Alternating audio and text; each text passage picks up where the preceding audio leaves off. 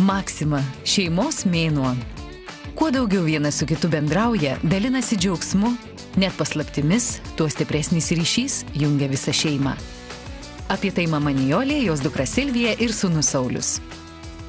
Ar aš panašiai į mamą? Panašiai, tokia pat užsispyrusi.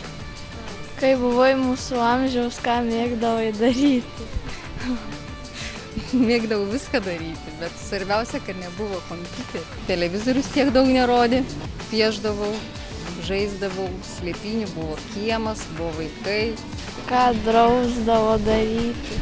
Kaip ir jums tą patį, peštis tarpusavį su sesė, jums dabar nustoti rietis. Saldainių nepersivalgyti, laiku namo grįžti. Ar aš panašus į tėtį? Tėčio kopija. Tėti, mes tave labai mylim ir skubam pas tave namo vakarot, praleisti viso vakaro kartu. Būkite su šeima dažniau.